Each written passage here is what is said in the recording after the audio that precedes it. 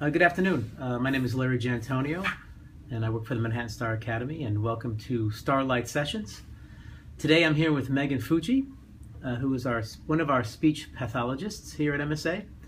Megan, hi, how are you? Hi, Larry. Thank you for having me at a StarLight session. I'm really excited to be here. Great, glad to have you.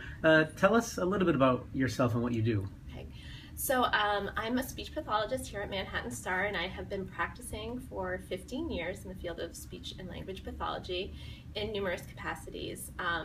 And during that time, I have always worked with children with complex communication issues, and really my specialties have evolved into working with kids that are nonverbal or verbal or having difficulties expressing themselves, may have speech apraxia, and finding ways for them to communicate using a total communication approach. And what I wanted to talk about today was one of those avenues of assistive technology and how we can use assistive technology to give a child with complex communication needs a voice. So AAC. Yes. What does that stand for? AAC. AAC stands for Augmentative Assistive Communication.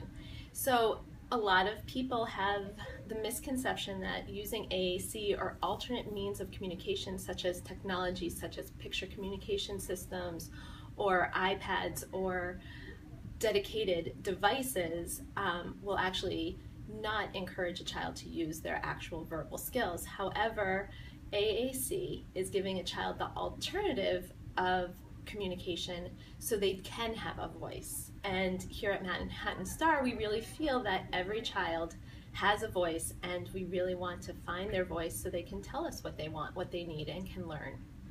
Wow, that's fantastic. Are there different levels of how the kids use this technology? Sure. So AAC is really just thinking of AAC as any alternate means of communication. Okay. We use alternate means of communication every day. I could wave and say hi to you, and that's an alternate. You know that when I wave to you, I mean to say hi. Right. That's a very simple gesture. We use gestures, we use facial expressions, but then we can take it a little step further. We often all use visual cues throughout the days when we're doing recipes and we see recipes in a magazine. That's an alternative way to communicate. Oh, that's the idea that I want to come up with.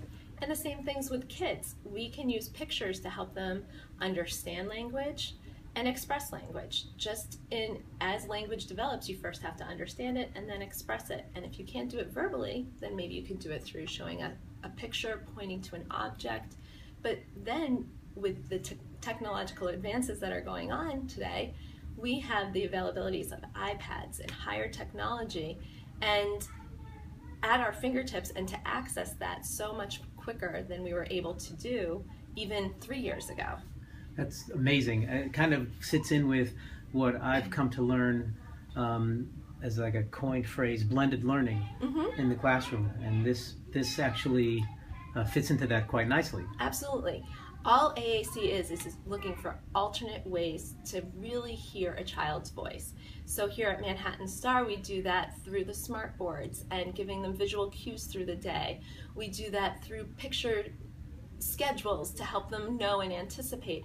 And now we're really implementing some iPad apps and some dedicated devices into the natural day, embedding it into their day and using it so that the child has a voice and has a way to communicate.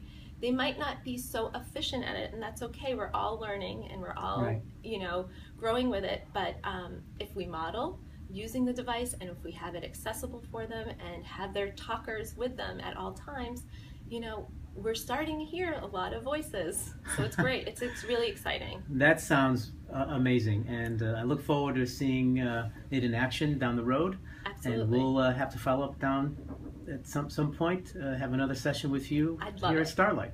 Great. Great. Thanks, Megan, for your time. Thank you.